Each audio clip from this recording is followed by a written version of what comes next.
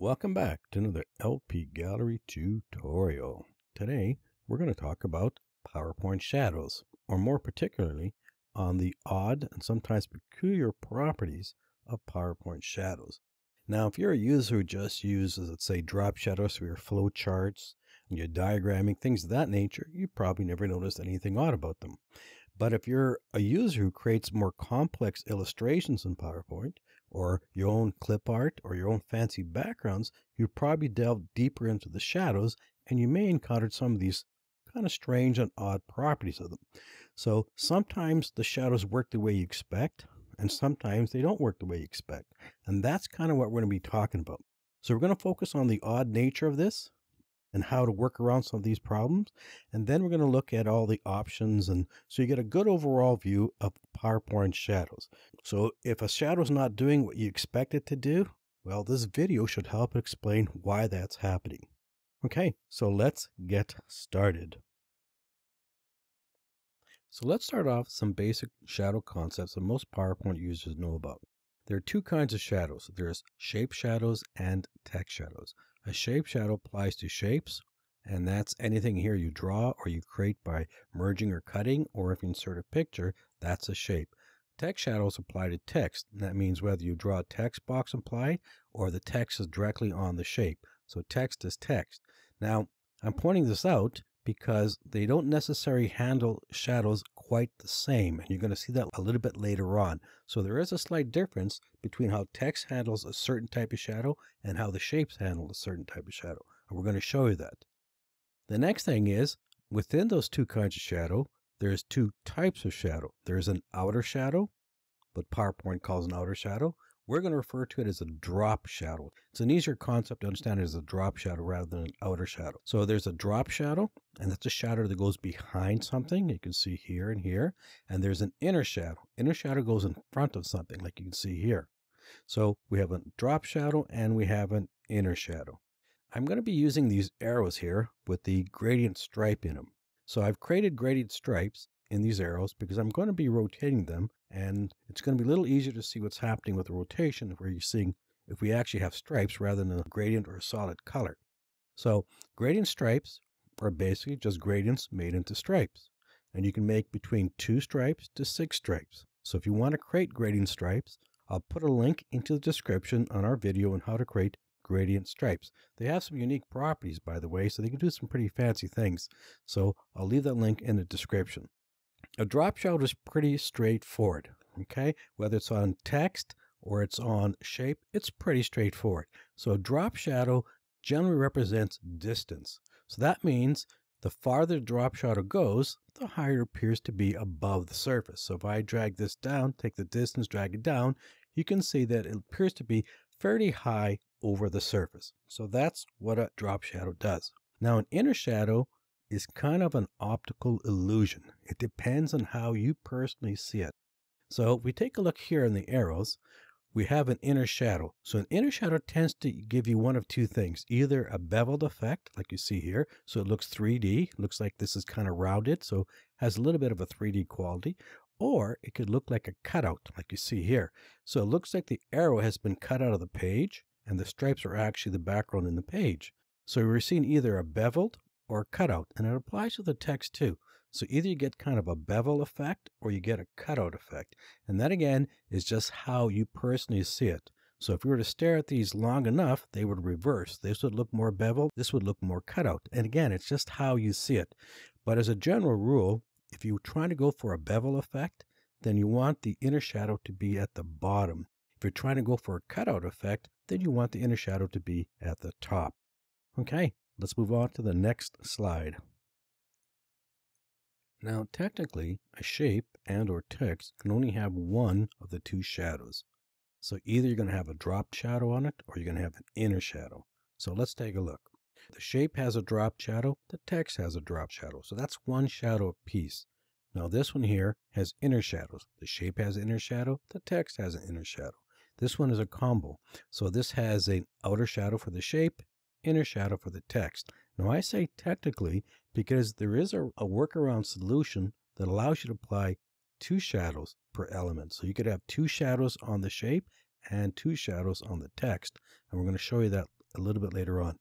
Now, because each one of these is a separate element, and you kind of have to understand that, when you're typing text on a shape, it's text on a shape. It has its own properties. It's distinct from the shape itself.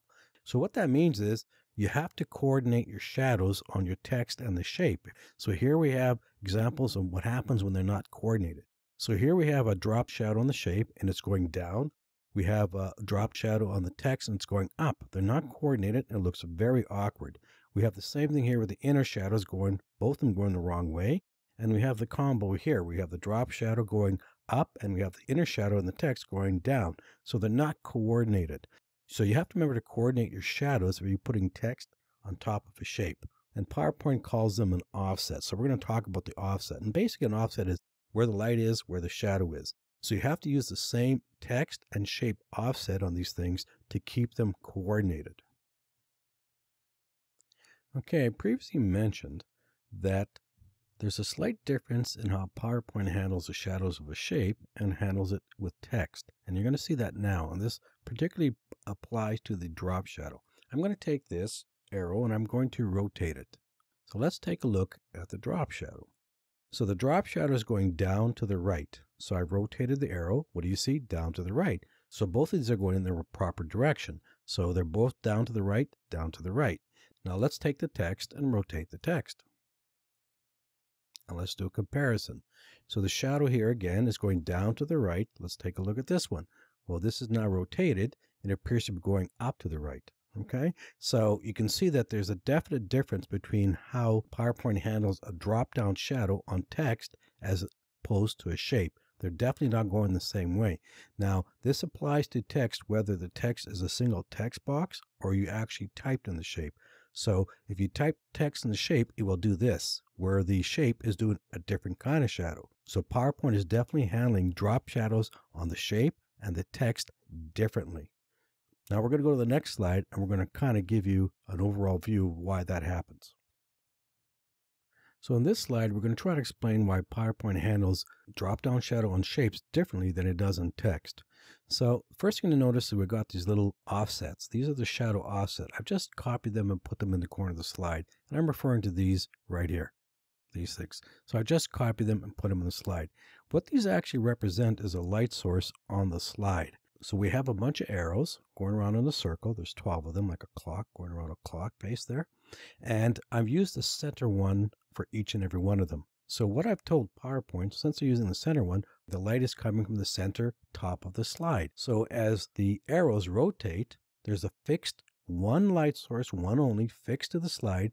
And as it rotates, you can see that the shadows are rotating exactly as they should. So you can almost see it like this example. There's a light source at the top.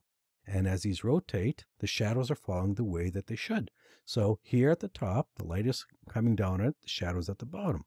Here at the bottom, the light's coming down, so it's brighter there, and the shadows at the bottom here. And that's correct. It's absolutely correct. That's how a shadow would fall on objects that are rotating within a single light source. Now, what about the text? Well, let's take a look at the text. So in the text, you can see the text has a drop-down shadow, and it's going to the bottom. And you can see if you look at the text on each one of these arrows, they're all going to the bottom. There's no attempt to try to coordinate the shadow as it is on the shape. They're just going all down to the bottom. So they're all going in the same direction to the bottom. So this is kind of how it works.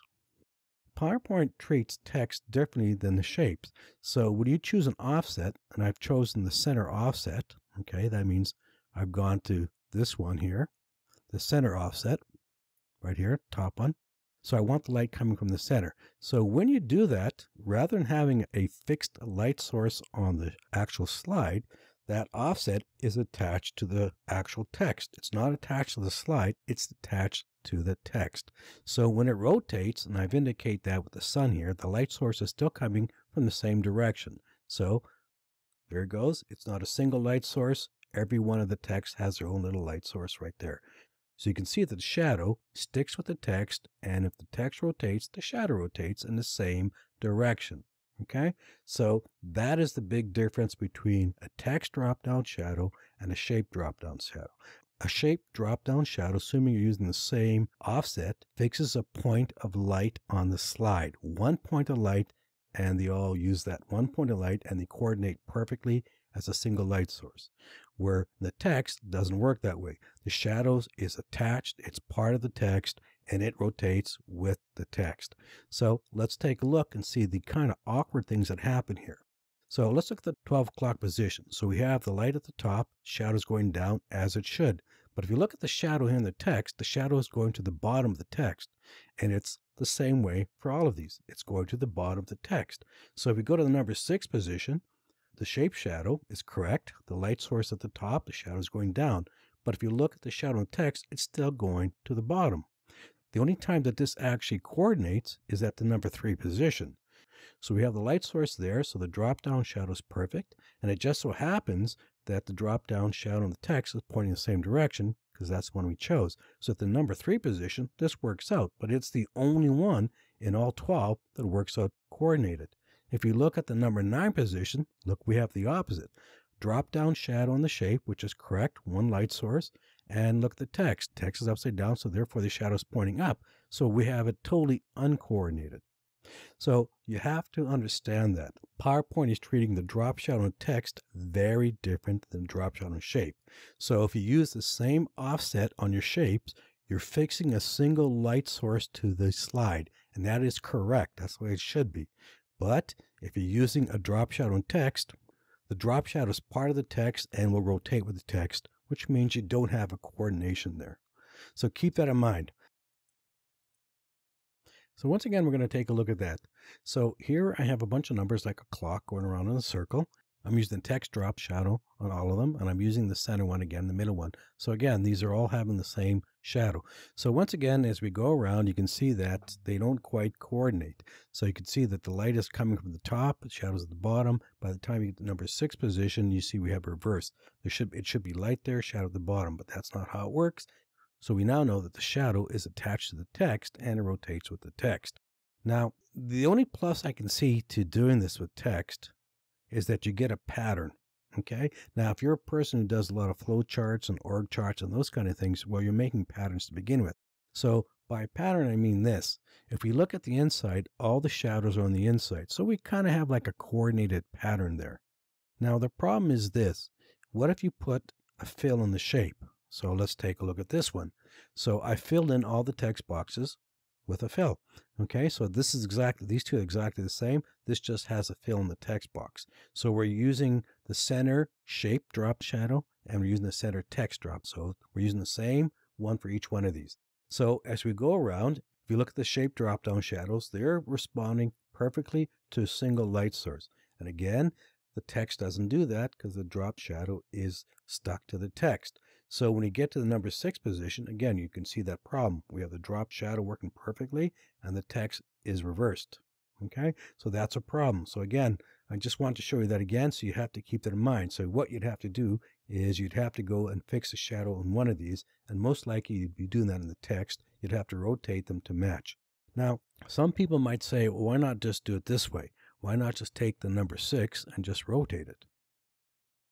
Like that. Why not take all the numbers like this and just rotate them? Okay, so let's take a look. I'll just do these, you'll get the idea. And now we have a single light source, so it looks like the light is working perfectly, except for the pattern. So you can see that the drop-down shadow is on the inside, and if we rotate it, the drop-down shadow goes to the outside. Now you don't even have a pattern there. So again, this looks a little bit awkward because the shadows aren't going in the same directions now.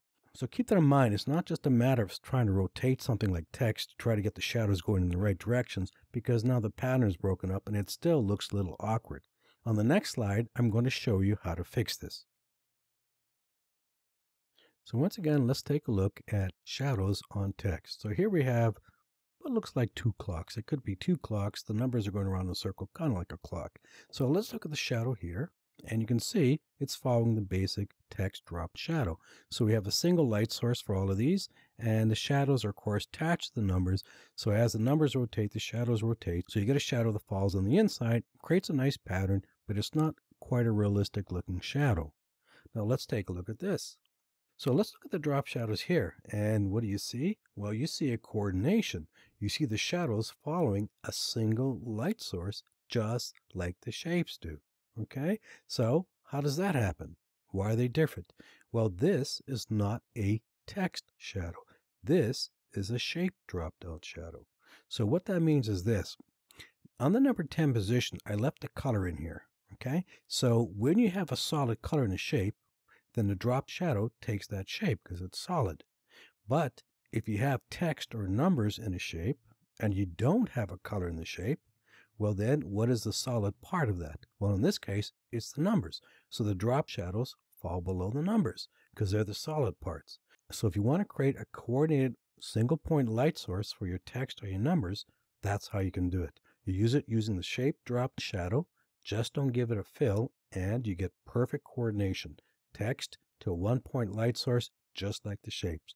Okay, so again, this is not a text drop shadow, it is a shape drop shadow. It just so happens that the solid part is the actual numbers. So it works out perfectly. Now, that works great, but it can also have a downside, and let's show you the downside. On this slide, we have 12 arrows rotating around the numbers.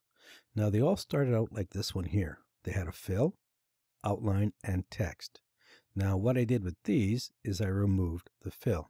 Now, they also had a drop shadow. They had the center drop shadow, so the center offset applied to each of these, which means, of course, a single light source. Let's take a look at this. So we have a outline drop shadow for each one of these, and we have what looks like the text drop shadow. But we know this is not really a text drop shadow. It is the only solid part in there, so it takes the shadow. So it's a shape shadow. Now if we watch this as it goes around, it's perfectly coordinated. The shadow of the outline, the shadow of the text, they're perfectly coordinated. Perfect to a single light source. That's excellent. Now, what I think happens here is an aberration. I don't think the text shadow is supposed to be there. And this is what I mean. Whatever you draw a shape, and it doesn't matter how you fill it, gradient or solid, doesn't really matter, and you put a drop shadow in the shape and you lower it down enough, you'll always see the text imprinted on the shadow, just like you see here. Now, I didn't do this. This is just taken from here. So whatever reason, PowerPoint imprints the text on the drop-down shadow of the shape, which really makes no sense. This should be a solid color. The text should not be showing through. It's not like this. Here I've got the arrow shape. I drew a separate text box on top, and I just cut them out, and you get this. So you get a cutout. You can see it's perfectly cut out. So that I can understand. So that's an actual cutout in the shadow itself, which makes a lot of sense. But this makes no sense. So why would PowerPoint imprint the text on the shape's drop-down shadow? To show you that this is not really a text shadow, let's take a look at this one here. So here I've got the shape. I've got the text on top of it, and I put an actual drop shadow on the text itself. Now let's look at the drop shadow of the shape here. So what do you see? You see the imprint of the text, but if you look closely, you'll see the drop shadow of the text on that too. So now we have a drop-down shadow on a drop-down shadow. That makes absolutely no sense. This is why I think it's an aberration. I'm going to show you why this happens. So let's take a look at the drop shadow. If you don't have a very deep shadow, and a lot of people don't, you don't notice that. Simple as that. But it's always there. Doesn't matter which direction you move it. It's always going to be there. Okay? So it doesn't matter. It's always there. Now again, if you didn't drop it down that much, you would notice it, but it's always there. So I think this is an aberration. Here's why. Whenever you use a dropped shadow on a shape, the size is always set to 100%. Now what happens if you change the size by just 1%? Now let's put this one back again to the bottom. Now watch what happens. I'm going to drop it down considerably. Okay, now watch what happens when I change the percentage. Just by 1%. Gone. Doesn't matter if I go up or down. It's gone. So this is why I think it's an aberration. It's the same thing here. If I take these and I change that percentage by 1, it's gone. So that's what all of these are. So all I have to do is change it. So if you don't want the text imprinted in there, you just got to change the size by at least 1%. So again, this can work to your advantage like this. It works perfectly to your advantage, but it works terribly here. So again, it's the same phenomena, but sounds like an aberration to me, And to fix it, just change your size by at least 1%. Okay, the next slide, we're going to talk about group shadows. So now we're going to talk about applying a shadow to a group of objects. Now, generally when you group things together, PowerPoint creates the group as a separate element. That means the group itself can have certain properties above and beyond what each individual object in the group already has. So let's show you that. So here we've got drop-down shadows, and you can see that these are all separate. Okay, so they all have a drop-down shadow. They're all individual objects. Now let's take a look at this. So this is a group of objects. They didn't have a shadow. They were grouped, and then the shadow was applied to them. So what I want to do is show you this to the selection pane. So I'm going to get the selection pane, select selection pane. I'm going to show you what I'm talking about. Okay. Now, if you've never used a selection pane, it's a very useful tool when you have a lot of objects on your slide and you're trying to control the stacking order. That means you want to move things above other things, below other things. It's a lot easier to use the selection pane because it shows you everything here. And to move things up and down, you just have to drag them or use the arrow key. The top thing is above everything. The bottom item is below everything. So it's an easy tool to use when you want to change your stacking order. So now you can see that I've grouped this together and it's called group 12. Okay, so if I click the little arrow to open it up, you can see that it contains all these elements. And I can actually move them up or down here so I can change the stacking order within the group. So right now, this drop-down shadow only applies to the group. So if I were to ungroup this drop-down shadow is going to disappear. I'm going to ungroup it and all that disappears. So that is one of the group properties, is that they can have their own dropped shadow. Okay, so I'm going to select it again. I'm going to group it and I'm going to give it a shadow. You can put a dropped shadow on it, but you cannot put an inner shadow on a group. So if I was to go to my shapes and go here, you can see that the inner shadow is all grayed out. You cannot apply an inner shadow, whether it's text or shape, doesn't matter, to a group. Okay, so if I will go to the text to do the same thing, drop down, you see you cannot do that. So you can only apply an outer shadow or drop down shadow, but not an inner shadow to a group.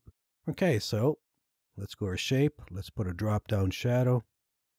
Let's take this one and let's just kind of move it down. Okay, so there it is. So again, this is a group shadow and it only applies to the group. So what does that mean? If you remember at the beginning of the video, I told you it is possible to have 2 shadows per object. Well, this is exactly how you do it. Or at least this is one of the ways you do it. I'm going to just close that. So here we have a bunch of elements here, and you can see they have been grouped. So what I did is I left them as individuals, and I put an inner shadow on each one of these first. So if you want an inner shadow and a drop-down shadow, you have to apply the inner shadow first to each element. Okay, so I applied an inner shadow to all of these.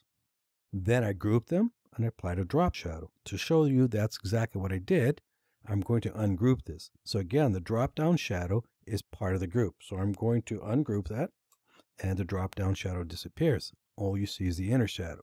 So once again, I'm going to group that, go to my shadow, apply a drop shadow, and do whatever I want with it. And there it is. This is one way of getting 2 shadows on one object. So in this case, of course, I had an inner shadow and a drop shadow. Now, I could also have 2 drop shadows. So had I put a drop shadow on all of these instead of an inner shadow, group them, I could put a second drop shadow if I wanted to. It doesn't necessarily have to be an inner shadow and an outer shadow. Just remember that you can only put an inner shadow to things that are not grouped. Now, you could always have done it afterwards too. Let's say you group something. Let's say I've got this. I've grouped them, and then I decide to put an inner shadow. Well, I don't need to ungroup them. I just have to click the individual element in there. Because if you select them, they're an individual element. They're part of the group, but they're an individual element. So that means I can go here, and I could still put an inner shadow. Let's say I want to put that one. So now I have an inner shadow. Okay? So you can still select individual objects within a group and apply an effect to it. Now let's take a look at this one. So if I click on this one, you'll see that they're individual things, they're individual objects, okay? But they still have an inner shadow and a drop-down shadow. So how did I do that? Well, it's a little trick. What I really did is I created a second object. So I'm going to click on this shape and I'm going to show you that. I'm going to click on it. I'm going to use my tab key to cycle through it. So you can see there is my big rectangle shape. I'm going to click one more time and I've got an actual very small little rectangle in here. So I created a small rectangle and I just removed the outline and the fill and I grouped it together. So once you've done that, now you can apply the drop shadow to it as a group. So that's what I've done basically here. Now you could also just duplicate this. So for example, I could take this. I'm going to ungroup that. I'll get rid of the little guy in the middle. So I could take that, take this, remove the fill, remove the outline. So remove the fill from it and just select them again. Format, align, center, align, middle. So now I've got the two shapes. One of them is invisible. Group it and apply a drop shadow to the shape. And there it is. But I just prefer to draw a little rectangle in them. Again, so what we did here, we applied a drop down shadow to it first. Then I created a little rectangle in here, made it no line, no fill, grouped it together. Because it's a group, it can have its own drop shadow. Okay, that is it for our little drop shadows. The next slides, we're going to talk about the inner shadows. So it's time to talk about the inner shadows. Now the inner shadows work the same way whether you apply it to shape or text, so not much difference there, so they're a little easier to work with. Now again, it's that optical illusion effect that you have to watch for. If you apply the shadow towards the bottom, as you see here with the shape and the text, it tends to look beveled or three-dimensional. If you apply it to the top, it tends to look like a cutout, as you can see here. Now the backgrounds will help define which way you're going. So here you see we have 4 gold plates and we have text on it. So these two look like they're beveled, like rounded. Looks like the text is raised above the plate. And here you can see the text looks like it's cut into the plate. It's just a matter of rotating that shadow the way you want. Sometimes making the depth a little bigger and make it a little darker. Get that feeling of recessed in. So you just have to play with it. But as a general rule, if you do have the shadow going to the bottom, it tends to look more like the bevel, three-dimensional text that comes up. And if you have it going to the top, it tends to look like it's recessed into something. And again, here we have our arrows going in a nice circle here. And if we look at it again, you can see that optical illusion effect. Sometimes it looks like it's a cut in or cut out, and sometimes it looks like a bevel. And again, it all depends on how you personally view this.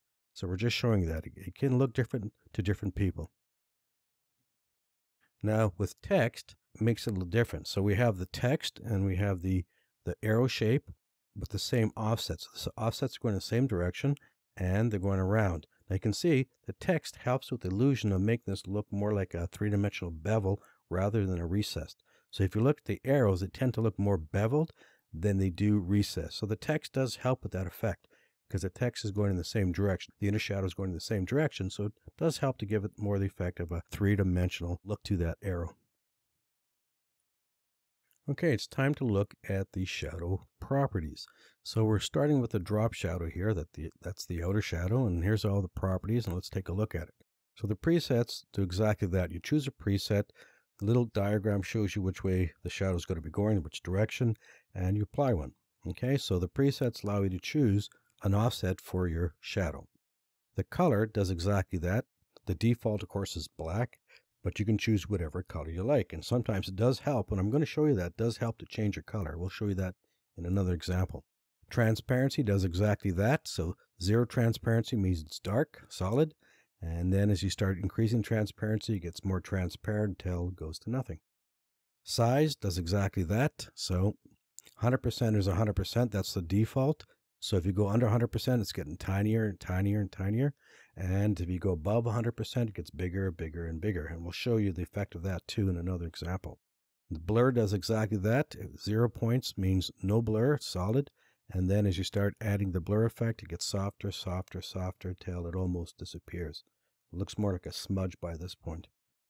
So you can angle this to 360 degrees, and you can see what that does. And again, we're going to show you that playing with the angle does help a lot. You can see that again in another example. So playing with the angle does help. I find it a lot easier to play with the angle than try to change the offset. So if you're trying to figure out an offset and you don't know, I find the angle a lot easier just to play around with the angle. Okay, the distance is exactly that. It pushes the shadow away from the object. So you can see here 4 point, 15 point, 25, and you can see when you get to 150 point, you can go higher than that too. It's pushed quite a ways. And again, we're going to show you how that works together. And angle and distance often work together. So we're going to kind of show you that with another example. So here's the inner shadow. It's got basically the same option. So let's take a look. We have our presets again. A little icon is telling you the direction they're going in, so you can see that. The color again, well, it does exactly the same thing. But remember, the shadow, the inner shadow is on top of the object, not behind it. So you can see what that does. Transparency does exactly what you expected, as you've seen in the previous one. So you can see what transparency does. There is no size option for shadows, so no size option. So blur, there's your blur, does exactly what you expect, but on the inside of the object. So you can see by the time you get to a really heavy blur, it just kind of dirties up the shape itself. Angle does exactly what you expect, so it just changes the angle. Rather than changing the presets, I'll change the angle. I find it a lot easier to work with the angle. It's a lot easier than to try to figure out a preset that you want. Distance does exactly that, except the shadow is on top of the object. So you can see as you increase the distance, it covers the object until it completely covers the object. So the next step is we're going to work with the drop shadow, and we're going to apply it to an actual illustration. So that'll give you a little better idea of how all these options work. When you're working with arrows and you're working with flow charts and org charts, things of that nature, you probably don't see the benefit of a lot of these special effects. But when you're working with more complicated things like illustrations, they're going to be using a lot more shadows and things of that nature. So we're going to apply some of these nice shadow effects to a nice illustration. So in this slide, we have a nice illustration of a sunflower in a vase sitting on a shelf with a nice bright background. If you're interested in creating illustrations like this that look a little more realistic, I'll leave a link in the description on how to create sunflowers in a vase. They're actually pretty easy. They start out with simple shapes made into more complex looking shapes. And in these, they're actually a mixture of the vectors, that's the drawing shapes, and PNG files. That's where we take some of the vector shapes, convert them to the PNGs, and apply some of the nice picture effects to these. Okay, so nice illustration, but it's kind of flat looking. It doesn't look realistic. I want this to look realistic. So what's going to make it look realistic? Shadows. Whenever you have a light source, you have shadows. And that's what separates something that looks flat and cartoon or clip art like to something that looks a little more realistic. So we need to add some nice drop shadows. So I'm going to click on this. And you can see I have it all grouped. Normally I'd be doing the drop shadows individually on these things, but we'll just do them in one shot. You'll get an idea about the options and how they work. Okay, so we need to put a nice shadow. So let's go to our shadow, and let's see. We'll just start off with any one of these. I'll start off with up. I want the shadow going up, so I'll take one of these. So a nice drop shadow.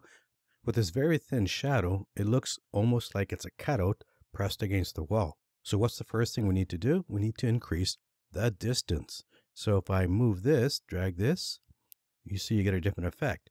Now, I'm going to show you how you can play with all these, and that gives you a different mood depending on what you're saying. Okay, so we've got the distance increased. That looks pretty good. That means the light's coming kind of from this angle, so it's casting a nice shadow. Now, this is where the color comes in. I don't want a black shadow. I want a shadow that mixes with the light yellow in the background here. So I'm going to go to my color, and I happen to have a brown already. So I'm going to click on the brown, and you can see what that does. That is a more realistic shadow. So that's where the color comes in. Don't always assume that black is what you want, particularly when you're creating illustrations and the shadow goes on a background, because you kind of want that shadow to adapt into the background. That looks pretty good. Okay, now the blur. We can make it a little softer, like this. And if you do that, you're talking about a diffuse light. So you can have a strong blur or you can have a little sharp. All that plays effect and it makes it look different. Okay, so everything we do here is going to really give a different mood to this illustration. Okay, so let's say I like that. That looks pretty good. Now the angle. So we take the angle and we try moving it around. Now obviously I don't want it like this because obviously that wouldn't be correct. The light is coming from the right, so it has to indicate that. So we just move it around up like this. We don't want it that way because the light is coming from the right, so the shadow would not be to the right of it. It would have to be to the left. So we want to take the angle down and maybe something like this. So I'm watching the vase. I want to make sure the shadow doesn't go below the vase. So something like that looks pretty good. Okay, now we can increase the distance. Now the distance and the angle really work well together. So if I were to increase the distance like this, and then play with the angle, you really get some really good effects here. So I'm going to drop it down. Again, you can see that's not quite right because the light is coming from the right. So we have to watch for that. But the distance and the angle really work well together. Okay, now you see that. Okay, let's drop it down maybe about something like this. Now, let's talk about the size. So we can increase it. If you increase it, you get a entirely different effect. It's a very strong light coming more towards the bottom right here. So it gives you a different mood to the picture. If we take the size the other way, shrink it down, okay, like that, you get a different effect from that. Okay, now I'm going to maybe try changing the angle. And you can see that everything here affects how we do this. So the color, the size, the blur, the angle, everything affects the mood of that picture. So maybe I'll take the distance back just a little bit so the vase shadow is a little bit hidden down there, and we have something looks like that. Okay, so the light is coming from here, it's casting a shadow, and it looks a little more realistic. Now, again, if you want to make it a little bit bigger, you can just drag it like that. Okay, so that looks pretty good. And I think what I'm going to do maybe is take the vase shadow back a bit. So maybe we'll just take the distance down a bit. Kind of like a little bit like that. And try changing the angle just a little bit. Bring it up a bit there. So something like this. I want the vase shadow to be behind the vase, but still kind of there. Kind of like that. Okay, so that looks pretty good. Now, what do we need next? Well, how about the vase? We have to do something to the vase. If we have a drop shadow on the flowers, there's got to be some kind of shadow in the vase. Now we can see the light source is coming here, so the shadow is going to have to be on the other side. Now all of this is grouped together, so what I'm going to try to do is grab the vase shape itself. The vase itself has reflections and highlights to it, and they're all separate little shapes. But what I want to grab is the actual vase shape itself. Now since this is all grouped already, I'm going to use my tab key to cycle through it. Now I could also use my selection pane too, but I'll try the tab key first.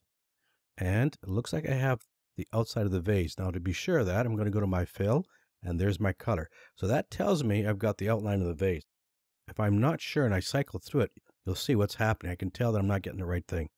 Okay, so I don't want to ungroup this just to get the vase, so I'm using the tab key. Now again, I could use my selection pane as I showed you, but I'll just use the tab key. So I click, and there's my vase. Go back to my fill. Yeah, that's the color I made it, so I know I have the outline of the vase. Now we do the inner shadow. So let's go to the inner shadow. Remember, you can't apply an inner shadow to a group, so that's why you have to grab just the outline shape, because you'll not be able to apply it to the vase because the vase is a grouped item. So just the outside vase shape. Right here to my effects here, I want to apply an inner shadow. Remember, you cannot apply an inner shadow to a grouped object. Okay, so we want an inner shadow. The light is coming this way, so we want the shadow on that side. So we're going to probably take maybe something like this. Okay, now we got a bit of a shadow. So it's 50%. We'll leave that as it is. What we need to do is increase the distance. And you can see what's happening there. And now what we're going to do is change the angle. Okay, so you can see what I'm doing here. Changing the angle. You see it's looking pretty nice. Now I don't like the dark black because the default is black. I have a nice green here for my theme. So I'm going to just take a nice green, and that lightens it up. Now I'm going to take the transparency down. So I'm going to move it to the left. Just darkens it up a bit. And again, I can move the angle around where I think the shadow should be. And you can see just by playing with this, it adds an extra dimension to the vase itself. So you just get to play with this, and it looks really good. Okay, now I can increase the distance, take it down. Now I could take the blur up a bit, so if I want it to be a little softer like that. Now you really get to see how these options for the shadows really work, and that looks pretty good. Let me turn the vase shadow off, just so you can see that. So that's before, and that's after. So you can see that's a very good effect. So there's an example of your drop shadows and your inner shadows, and how you can take something like a flat illustration and make it look a little more three-dimensional, a little more realistic. And that's our video tutorial on PowerPoint shadows. We hope you found that useful. If you did, please don't forget to give us a like.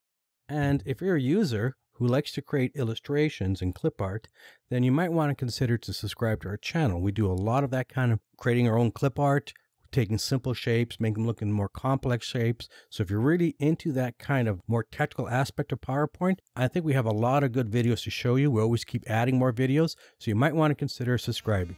Okay, so thank you for watching, and we'll catch you on the next video.